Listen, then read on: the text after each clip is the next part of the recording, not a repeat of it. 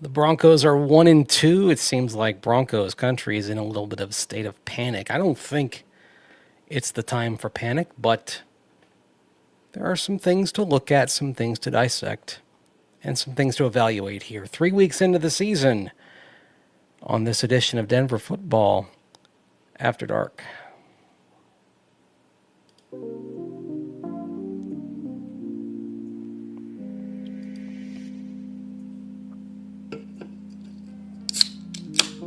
Crack one open with me here in the wee small hours of the morning, Denver Football After Dark.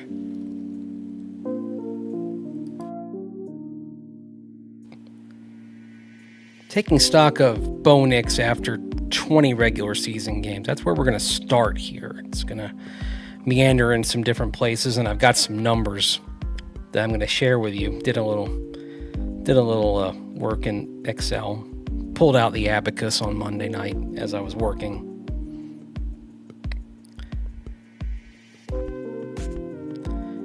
Rewatched the game too. Nothing surprising there. I know I talked a lot about the footwork on the post-game show Sunday. Still jittery. We've seen some data about his work under duress, under pressure.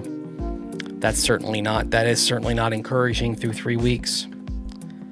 And then just overall, some numbers not encouraging through 3 weeks, no doubt. It is early, plenty of time to change the narrative. But, you are what your record says you are, and you are what the data says you are. And it's definitely not the start that Bo Nix and the Denver Broncos wanted to this 2025 season. 2023, what am I thinking? Maybe it's because it's week 3. So anyway, it's Tuesday morning here, Denver Football After Dark. As we dive into this. I want to start with something I shared on social media on Monday afternoon. I'm going to pop this up on the screen here. I always put these 3 numbers out there every week. Used to just do QBR. Now I pop in EPA per play and CPOE, completion percentage over expected, just to, whether they're good or bad. And there are some people who, when I put up the bad numbers, that get a little angry about it. Well, tough, whatever. I put them up when they're good. I put them up when they're bad. So put them up weekly, and I put the season-to-date numbers up. The season-to-date numbers, as you can see, QBR 41.6, that's 25th of 32. EPA per play is underwater. CPOE is underwater. Both of those would put him at 25th of 32, 24th of 32. So you see those 3 metrics across the board have him in the bottom tier. And then I know Pro Football Focus on their evaluation has him even lower than that through 3 weeks. So it is what it is. In this case, when you look at his work Sunday, the film adds up. The film and the numbers mesh. The missed opportunities, and certainly, J.K. Dobbins standing up for his teammate. I'll actually replay that comment here. What J.K. said about Bo Nix. Nah, he ain't missed no throws. He played a great game. We got his back. I got his back. He's a great quarterback. It's a team game. We lost as a team. It's not on him. Guys, I got to make more plays for him, and that's it. Yeah, he ain't make no bad throws. He just, it is what it is. We got to make a play for him. Even if it's not a good, place ball, we got to make the play. So that's what it is.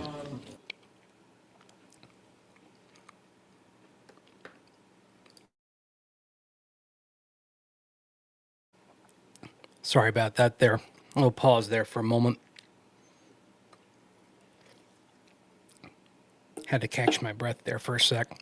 But he's standing up for his teammate. That's understandable.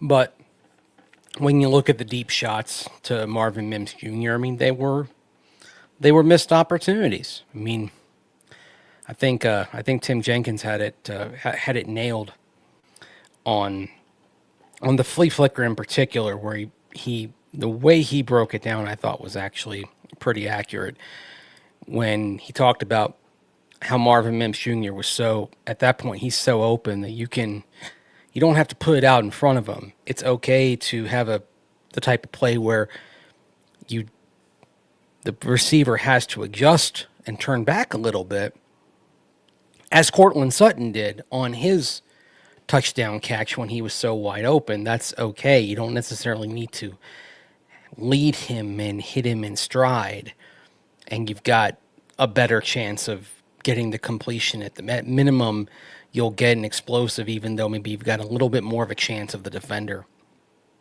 catching you on the play.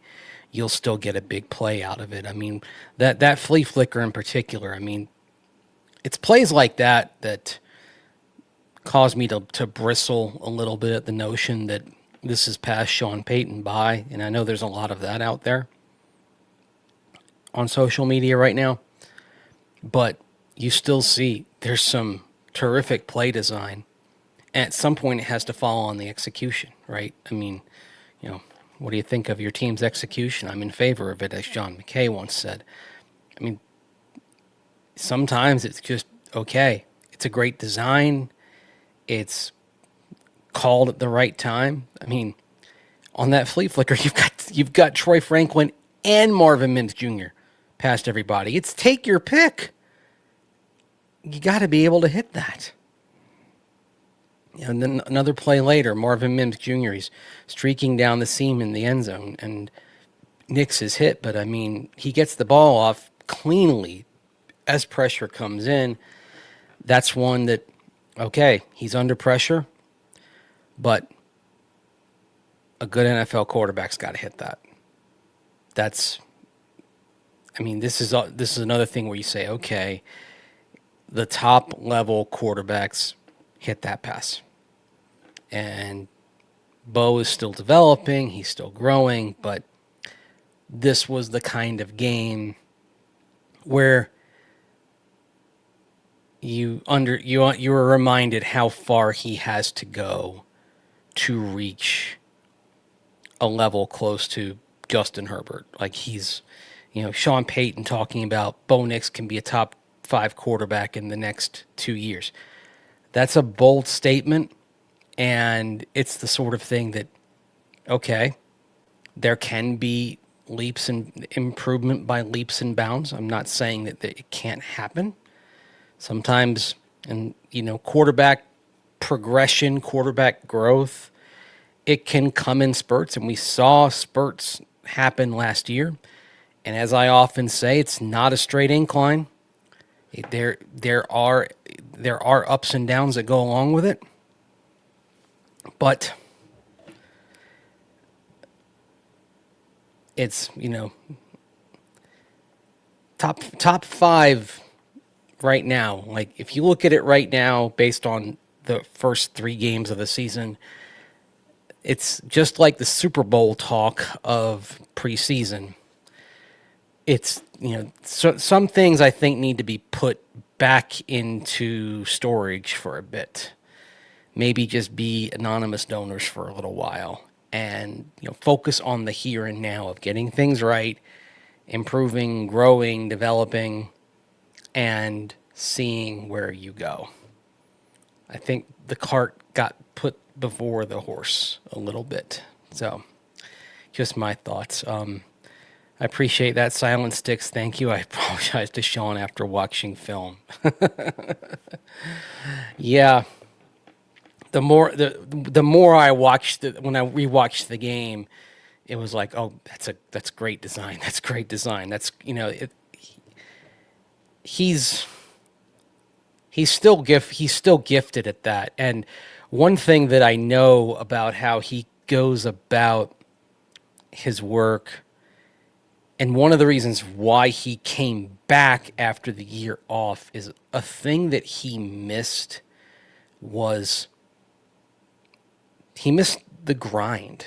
And what I'm talking about in the grind is like going through and watching film and studying and looking and poring over an opponent, poring over a defense, and then seeing something and think like, eureka, okay, all right, here's a tendency, here's a look that I can exploit, and coming up with something. And whether it's something that's already in the playbook or something that you just tweak just a little bit and then work on it in practice, and then you put it on the play sheet for the game, and then you run it at the right time and it works. And then there's that sense of success that comes with it.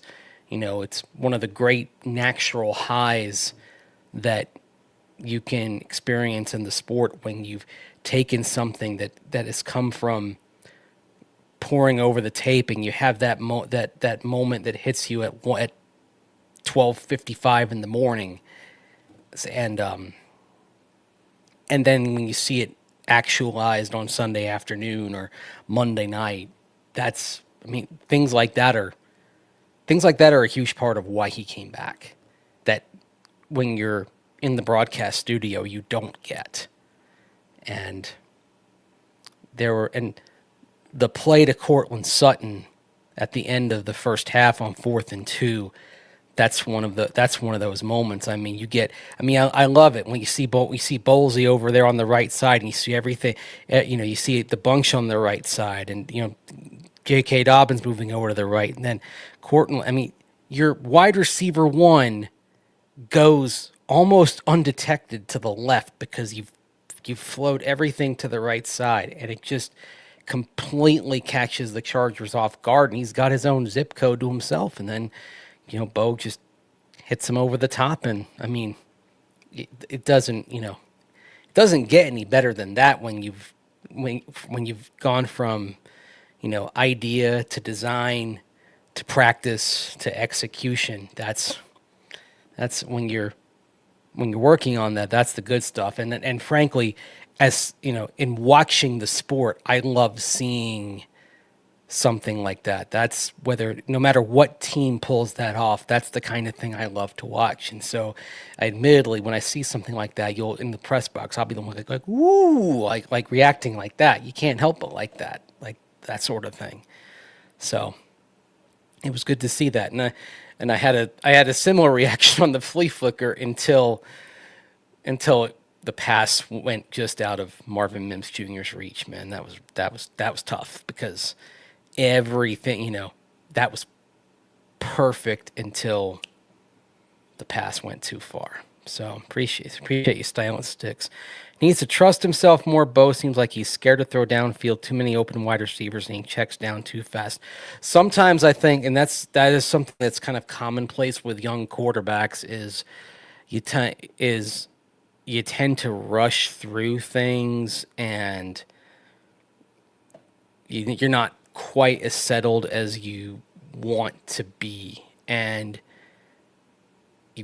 sometimes you just have to kind of trust the progressions, trust the process, trust that things are going to happen, and actually also trust the protection. Because you're going to get hit from time to time, and there were a few hits on Sunday, but this is still a group up front that will make sure that he is better protected than most quarterbacks in the NFL. That is objectively true. In terms of pass protection, this is one of the best units in football that is in front of him. So he has. It's another reason why that is in his favor, and it sort of reduces the number of excuses when things go wrong. Because most of the league, in terms of pass protection, most of the league would trade lines with the Broncos in a heartbeat to have Denver's in terms of pass pro. So that's when people who complain about the offensive line, but most of the league would love to have what the Broncos have up front. So anyway, Denver football after dark. Maybe the interceptions from week 2 maybe made Bo too safe on the deep balls. You know, the thing is, if he were going to be safe on the deep balls, he probably wouldn't have. He may not have led the receivers too far. He might have, at least certainly on the flea flicker, he might have popped that thing up and put a little more under it, perhaps. So. I mean, if anything, like he's leading him too far. I mean, you're setting up for the home run to get the touchdown rather than just the safer play is to put a little bit more under it, which means you've got a better chance of a completion, or B, if there's not a completion, drawing a DPI. So sort of the higher risk, the higher reward play, but also the higher risk of not getting anything out of it is when you are trying to lead the receiver. Now that the higher, that gives you the higher reward of potentially getting the touchdown. So anyway, Herbert picked apart the middle of the defense at will. Nate Albert. Okay, let's talk about the defense here. I've got some numbers here. I caught up on my per possession data that I like to keep tonight. And let's start with where the Broncos stand defensively on a per possession basis. Sorry, let me get the comment off so you can see the whole thing here. All right, there we go. This is weeks 1 through 3 where the Broncos stand on a per possession basis. All right, net yards per possession 11th in the league. First downs per possession 15th. Points per possession 10th. Adjusted points 7th. Adjusted points means that's something I do where every field goal attempt counts as good. So, like, in other words, if you, as a defense, allow a team to drive into field goal range and they miss, it still counts. You let them drive into field goal range. So that's still 3 points. And I count, and then all touchdowns count as 7 rather than if they miss the PAT or they get a 2-point conversion. That's just a little trick I do on there to normalize it a bit. So adjusted points per possession 7th, and then series without a first down. That's 3 and outs plus, you know, when you get a turnover on downs on 4 plays without a first down, plus takeaways without allowing a first down. That's 1 every 3.4 series, 15th in the league. So you see, in those metrics, the Broncos are in the top half of the league. They're only, they're top 10 in points per possession, top half in the others over the course of the first 3 games of the season. All right.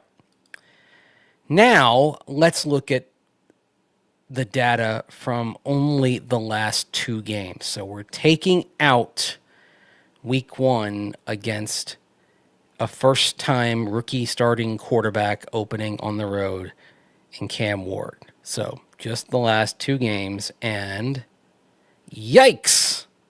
Net yards per possession, 32nd in the league, dead last. First downs per possession, dead last. Points per possession, 21st. Adjusted points, 21st. Series without a first down in terms of that's 3 and outs and stop and turnovers on downs without allowing a first down. 29th in the league. That's not great, Bob. Not great at all. Of course, I put the stat out there into the world that the Broncos were outclassed in the first down department by 20. That they hadn't had a negative 20 first down margin. 29 for the Chargers, 9 for the Broncos. They had not had that degree of first down margin against them since 1966. I mean, anytime you have something negative to a degree that hasn't happened since the Johnson administration, I mean, that's bad. At least it's not the Andrew Johnson administration. Of course, the Broncos didn't exist in the Andrew Johnson administration. But I digress. It's just ugh, man. There's a chance to get better, obviously, next week when the Bengals come in, and certainly the Bengals look horrible on Sunday with Jake Browning. But still not great. I see a question in there: how many first downs allowed via penalties? Well, over the course of the season, the Broncos have given up 10 first downs via penalties. I don't have the. I'm going to look and see if I can get the by game here. Let's see. I'm queuing it up here real fast. First downs by penalty. Oof, 6 first downs by penalty on Sunday. So 6 rushing, 17 passing, and 6 by penalty. Ooh, boy. That's not great. That seems like a lot. That seems like an unusually high. So I almost it seems like that's worth looking up. That actually just gave me an idea right here to research here really quick. I gotta find something here because that just put something in my head. So let's see. We're in Pro Football Reference right now. Opponent first downs by penalty. Okay, here we go. Opposing first downs, opponent first downs by penalty. I want to see how unusual it is to give up 6 first downs by penalty in a game. Let's first of all see if anybody else has done it this season. Fetching results. Got the spin wheel. Okay. Well, let's see. Well, it's happened 4 times this year. And crazily enough, one of the other games that it happened was in favor of the Broncos in week 1 when the Tennessee Titans did it. So 4 times this year, teams have allowed 6 first downs via penalty, and that includes the Broncos. That includes the Broncos, and one of them, of course, was the Titans in week 1. So that's very interesting. So let's see. When was the last time the Broncos allowed at least 6 first downs via penalty? All right. Let's see. Fetch the results here. Okay, not that long ago. It was the opening game of the Sean Payton era. How about that? So the most recent game of the Sean Payton era and the opening game of the Sean Payton era, Broncos gave up 6 first downs via penalty in both of those games. Before that, you have to go all the way back to that Thursday night game against the Jets back in 2020, the Sam Darnold scramble game in the COVID year, when the Broncos gave up 7 first downs via penalty. That game, by the way, that is the most first downs via penalty the Broncos have given up since at least 1999, according to Pro Football Reference. And they still won that game. How about that? So, anyway, that is something to consider. Appreciate it, Bobby. I wish they'd be winning. They'd be better than they already are. Well, yeah. It's always more fun to talk about a winning team than a struggling team. The thing is, this team has a great chance to get back on its feet, at least over the next several weeks. This game against the Bengals, this is a great chance to get to 2-2. It is important. This is a very important game in terms of Sean Payton's history, because he has never, as a head coach, he has never recovered to have a winning season or even avoid a losing season when he's started 1-3 or worse in the first 4 games. So all 5 of his losing seasons, including 2023, his first season as Broncos head coach, all 5 of his losing seasons as a head coach were the 5 years that he started 1-3 or worse in the first 4 games of the season. Every other year started at least 2-2 and finished at least 500 or better in his head coaching career. So maybe that's part of why he always talks about the race to get better and puts so much on that.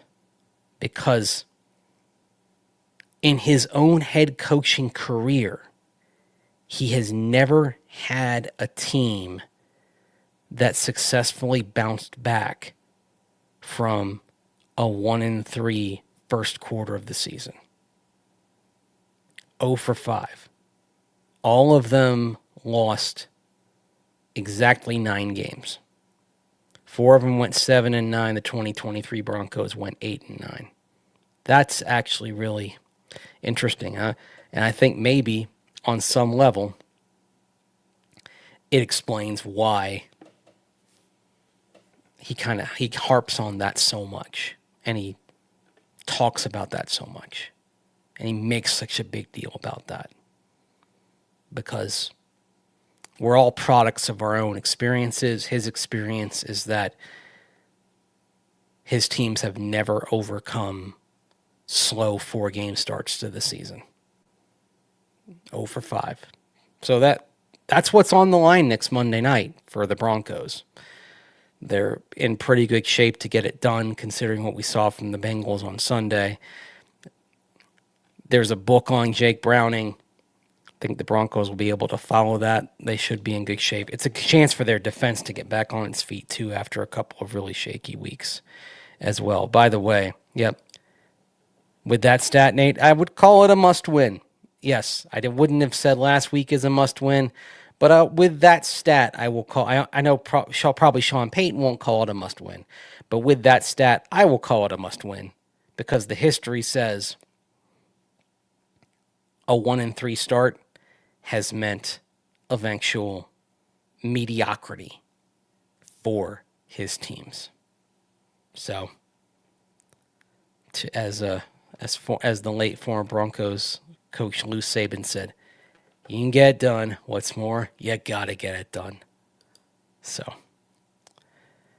incoming Benito 4-sack game. I mean, I think Jonah Ellis said it best when he was on the conference call with media on Monday. He's probably got the best get-off in the NFL right now. And for all that's going wrong and all that's frustrating, what's going right is the pass rush and how dominant it's been. And actually, that's one of the things that you think about with this defense, that the pass rush is doing an outstanding job. The Broncos are 4 deep with quality edges. They're getting good pass rush from the interior as well. You saw DJ Jones flash nicely on Sunday. Talanoa Hufanga's all over the place. So you're seeing these splendid individual performances on the defensive side, and yet it's not adding up. We're sitting here last week, you talked about another 450-yard effort against the Broncos. This week, you're talking about 29 first downs against the Broncos. Only 10 times in Broncos history have they allowed more first downs than that. So in their entire history, only 10 times more first downs allowed than on Sunday.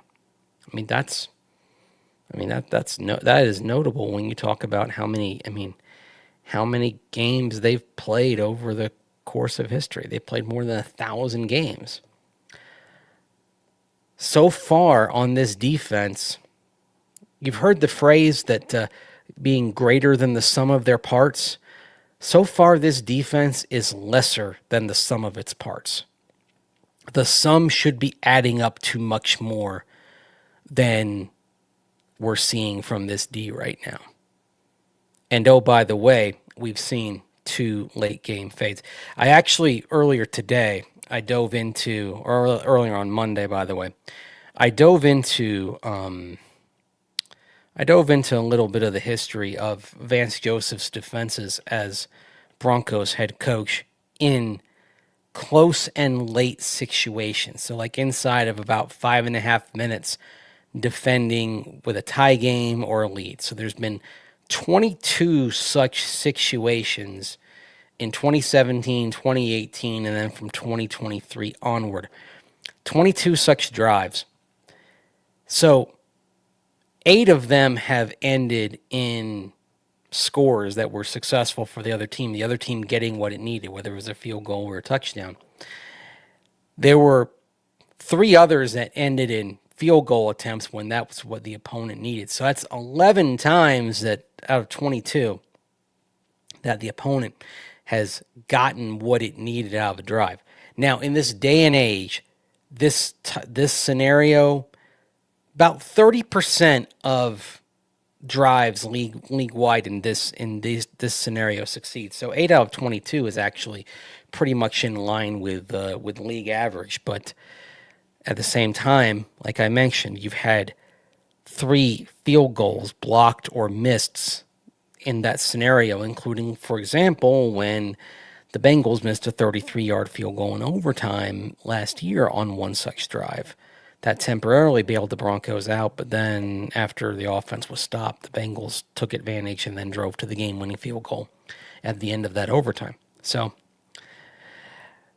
unfortunately for the Broncos, the form in these close and late situations has been very shaky of late. Since Jaquan McMillan's pick 6 against Cleveland last December, the results on these close and late drives against the defense have been as follows: touchdown, punt, missed field goal, game-winning field goal, fumble. That was the Cam Ward Tennessee game. Game-winning field goal for the Colts. Penalty didn't help, obviously. Game-winning field goal for the Chargers. So basically, the last 7 drives that have been those close and late situations against the defense, you've had only 2 of them end with the defense really getting what it wanted, either a turnover or a punt. 5 out of 7, that's 71% going against the defense in the last several games. That's definitely a concern. When you talk about this team needing to finish, the D hasn't finished by and large of late, except against the Titans. So that too is of concern. So, man, as sometimes Cecil Lammey would say, and sometimes I say, truth isn't designed to make you feel good. Dallas was the lesser than the sum of their parts last year. Now they have no parts. Now they can't stop anybody. I mean, there are actually some games coming up here where the Broncos offense ought to be able to get back on its feet. This Bengals game coming up here. You even look at maybe the Jets game 13 days later in London. And then a fortnight after that, the Cowboys game. I mean, there are some opportunities here in the next 5 contests where the Broncos offense can really get some positive momentum going and maybe get some consistent performances. Because that is a thing here that is worth noting, because they did have some explosives. You look at the aforementioned Cortland Sutton play on 4th and 2. You look at the J.K. Dobbins 41-yard run. When we are now looking at a 40-plus yard run and a 50-yard run for Dobbins and R.J. Harvey within the first 3 games of the start of the regular season. But we are not looking at consistent production from this offense. It's coming in spurts, but you're also seeing 6 3-and-outs in 11 possessions on Sunday. That's not going to do. So let's look at the per possession data for the offense so far this year. Net yards per possession, 23rd. First downs per possession, 27th. Points per possession, 15th. Adjusted points, 17th. And series without a first down, so that's 3 and outs. And just if you go get a turnover on downs and you go 4 plays without a first down, or you have a interception or a lost fumble without getting a first down, that counts toward that. 1 every 3.2 series ends like that. That's 21st in the league. Of course, certainly that rate took a big spike on Sunday with 6 3 and outs. So basically, you look at that and you see mid to below average pretty much across the board for the Broncos offense on a per possession basis so far this year. So you've got the defense, again, including week 1, doing all right. But then if you take week 1 out, it's not great, Bob. And then the offense, mid to below average on a per possession basis. I actually prefer to use per possession rather than total defense, total offense, because that accounts for game pace, game flow.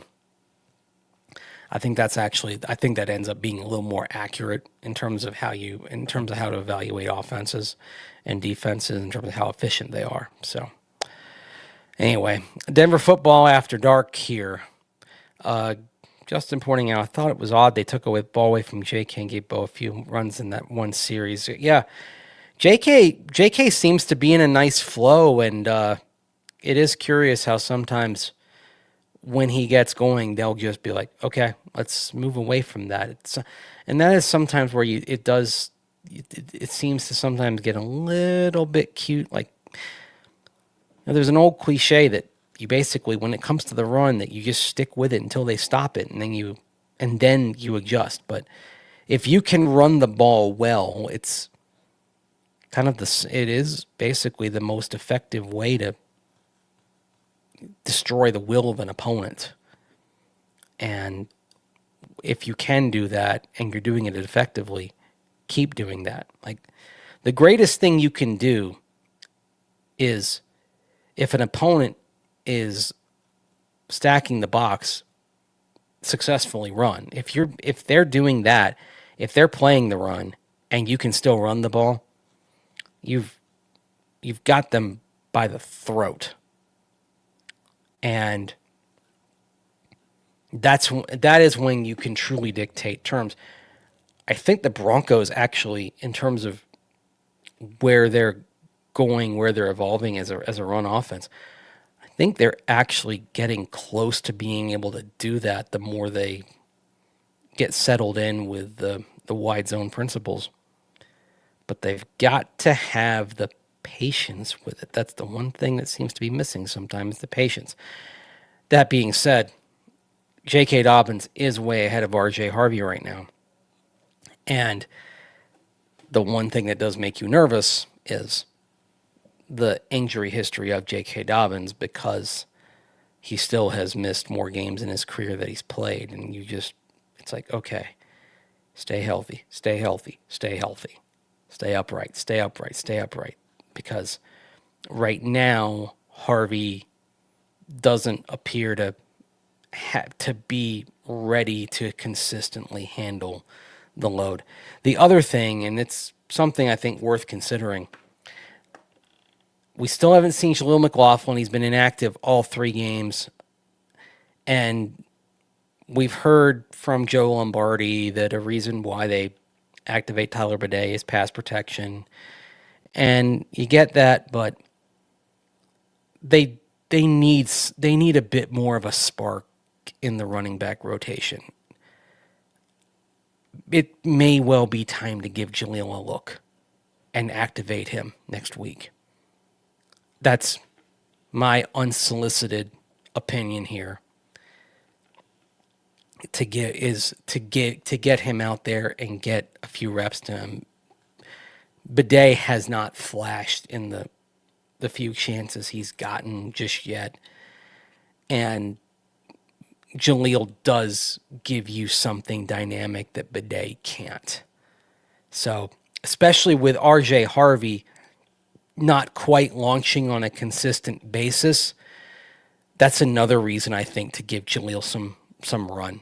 So, anyway, That's just my observation and sort of the observation a couple of us onlookers had, that maybe it's time to give number 38 a little of a look after he's been watching the last three games. So anyway, see what Detroit did to the Ravens. Run the ball. Yep, no argument there. No argument there. And yeah, that is. And Crumble makes you make a good point there about a missed read on a blitz, and that's where you use the old Office Space quote. What would you say you do here? Because if you're going to be there for pass pro, if you're up for pass pro, if that's the reason that they're saying that you're. Let me just get comfortable here. If that's the reason they're saying you're getting the spot on the game day active roster and you struggle in pass pro, what would you say you do here? And it just might be time for a spark.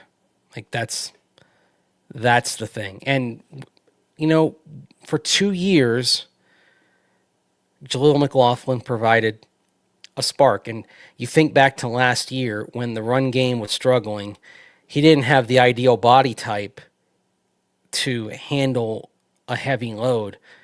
But by golly, in the second half of last season, he was the only running back who was reasonably effective. They had to keep giving him the ball because they weren't getting the production from Audric Estime. They weren't getting the production from Javonte Williams. It was basically him, and he's the guy. He's a guy who's answered the call time and again when he's been asked, and has gone above and beyond the call of duty, really. So, yeah, that's just my. Whoa! What did I do there? Whoops! Yeah, I just knocked my camera here. Yeah, that's my. That's my take, and I'm sticking to it. Michael Ronquillo bringing up Dan Campbell going for it on fourth down. We are in a very different fourth down era than we've ever been in the history of the NFL. I was thinking about that just on Sunday. How, with the Broncos going for it in those fourth down situations, and how in both cases it wasn't really debatable, and how I joked about when, later on in the fourth quarter when they punted instead of going for it, and I said, yeah, if they'd gone for it there, it would have been the old Barry Switzer special going back to 95 when he was deep in his own territory and went for it and they didn't get it. And of course, we recall Bill Belichick with the Patriots about a decade and a half ago in Indianapolis going for it and not getting it, and then the Colts had the short field and won the game. But the calculus on fourth down is completely different now. And you do wonder if maybe even deep in their territory yesterday, the Broncos should have thought about going for it. So it's a different thought. And the other thing for Dan Campbell, I mean, the going for it on fourth down in the NFC Championship game nearly 2 years ago, yeah, that decision ended up proving costly. It absolutely did. But they continue to trust their philosophy. It hasn't caused them to waver. They're trusting their analytics. They're trusting their overall beliefs in what they're doing. And you have to respect that. They didn't look at that and say, well, all right, just because that failed, we're going to go kind of herky-jerky. They're consistent with what they do on that. They're not the blackjack player who's going to screw up and hit sometimes and not hit others when they when they look at the situation that befalls them, they're always going to be consistent, in terms of when they hit based on, whether they got 16, 17, 18, and what cards have been dealt, what cards are showing, etc. They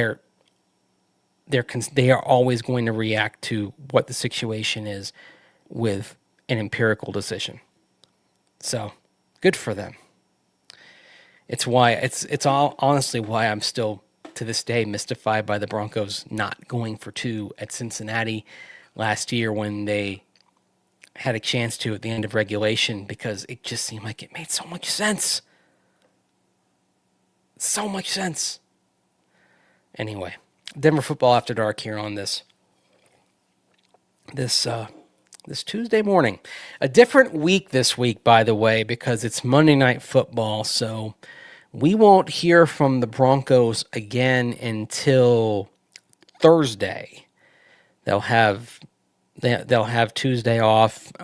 They have what they call a bonus day, but a lot of the stuff they do gets pushed back a day. They actually won't issue an injury report this week until Thursday.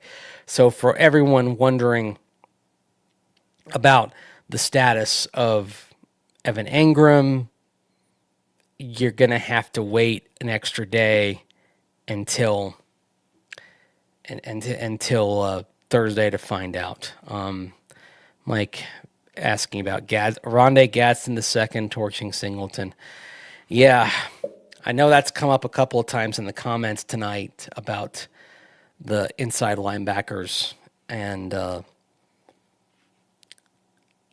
I think objectively right now, if you were ranking inside linebackers around the league as a group 1 to 32, the Broncos, they'd be somewhere in the bottom 3 or 4 at this point, based on what they're getting from the position. It is what it is right now. And like John Fox would say, no one's coming to save us. That's what he would always say in an injury-plagued year. They're basically hanging on and waiting out Dre Greenlaw, hoping to have him back after another 3 games. I don't get an indication that they're going to try something different in the short term, but we're seeing teams exploit the middle of the field time and time again. It was a problem late last year. It was a problem in the playoff game, and it's been a problem especially the last couple of weeks. The second level, the core of the defense, is sagging. And if the center cannot hold, things tend to fall apart from that. So, I don't know. I don't have an indication that they're going to do anything different. To just answer everybody's question that seems to come in every day, I don't have an indication that there's going to be a change coming in the lineup. It's something, again, and also when you have a player with the green dot, it's not to the degree of a quarterback, but it's close to that level. Any change for that is pretty seismic in terms of a defensive room. So if it happened, it would be, it would happen. It would be a permanent change probably, and it would not be done lightly. So that's something that I just share that with everybody, because I think the public kind of wants a certain outcome, wants a certain thing to happen, and there's no indication it's going to happen. So all I can do is relay that. But yeah, Lavelle Bailey, Karene Reed. Maybe they could get looks, but some backups are backups for a reason, and if you put young players out there who didn't have experience, that would potentially come with its own set of risks too. I think one thing that probably is obvious is that the Broncos do need to take a long look at inside linebackers in this coming year's draft class. It's a position that they've not prioritized in the draft. You have to go all the way back, folks, to 2011. Nate Irving, for the last time the Broncos took an inside linebacker in the first 3 rounds of the draft. It's been a long time. It's been 14 years. Josie Jewell in 2018 was a 4th round pick. It's not been a position the Broncos prioritized high. Now, for a while, the Broncos succeeded at finding inside backers through other means, late round draft picks like Danny Trevathan, or guys who were let go by other teams such as Brandon Marshall, or plucking Todd Davis off the New Orleans Saints waiver wire when they were trying to slip him through to the practice squad, and the Broncos pounced on him. That actually was when Nate Irving got injured and he was going to injured reserve, and the Broncos needed to bring in somebody to replace him, and Todd Davis happened to be on the waiver wire, and then Davis ended up being around for the next 6 years. But they did well for a while at identifying guys, that were basically undervalued, under the radar. So it was some teams succeed at certain positions scouting wise, and that was one where the Broncos succeeded at finding guys. But now it's a spot where the Broncos may need to actually use some higher draft capital, even though the value of off-ball linebackers is, in terms of positional value, is debatable. I don't think you're talking about a first-round pick, but I think you're probably talking about a day 2 pick being one where they may look at that position. So, anyway, Denver football after dark here on this Tuesday morning. I almost said Thursday morning. So, some comments about Riley Moss too.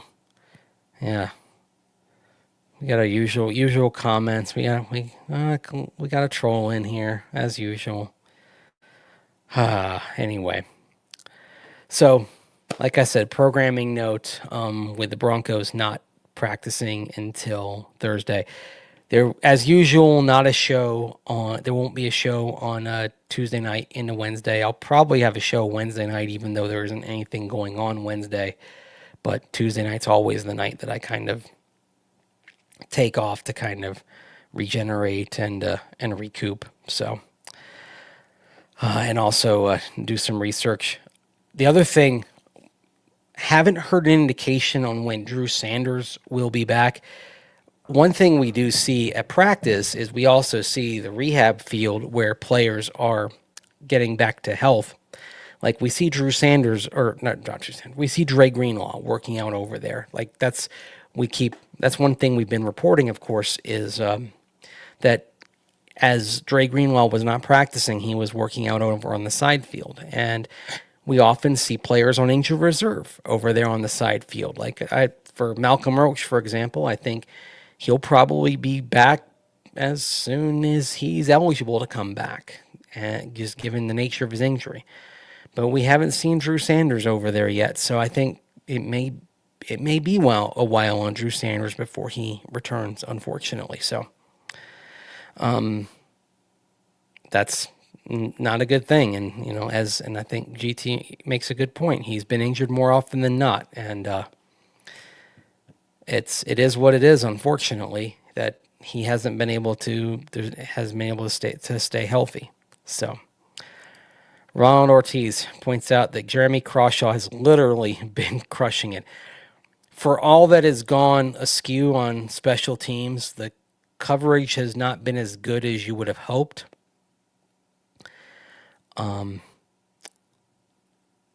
Crawshaw has been terrific. The worries of the preseason went away. as it came down to the end of the Chargers game, I did fret that my prophecy about a punt late in the Chargers game that I kept saying that when he was struggling in the preseason, like, oh, he's got that one in practice. He has the one dud every 8 or 9 kicks. You hope it's not with 3 minutes to go against the Chargers. Well, he didn't have a dud then. He had a great punt when he had to. So he's been terrific. The long return yesterday, he had it left into the corner exactly where you want it. It was a coverage bust. He had great hang time on that punt. He did everything he needed to do on that. And then he had to make the tackle. Never a good sign when your punter has to make the tackle. But he's been all that. I think the Broncos have a keeper with Jeremy Crawshaw. Hopefully somebody is going to be around for a long time. He looks the part and has been consistent. That's, so far has been consistent. I mean, those hang times, as I clock them, they're pretty consistently 4.7, 4.8. He's gotten over 5.0 a couple of times. I mean, he's pretty good. So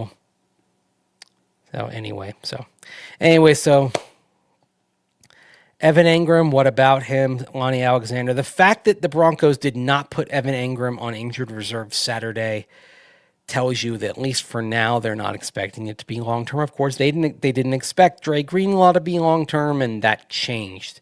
And back issues can be tricky. But right now, with Engram, I think perhaps there's a hope that he's back on Monday again. I think we'll get a real good indication on Engram based on what we see Thursday when the Broncos get back out on the practice field. If you see Evan Engram out there, if we see Engram on the practice field, good chance that he'll play.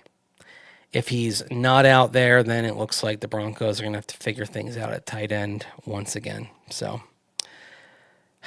anyway, so I think that's it. That's a wrap here. About a 1 hour show here for this Monday night. I appreciate all of you joining me. Thanks for the company.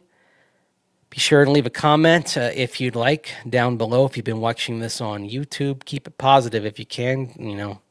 Don't make me have to come in there and do a lot of deleting, and keep it clean if you can. Like, comment, share, subscribe. I just said comment, so I'm going to say comment again.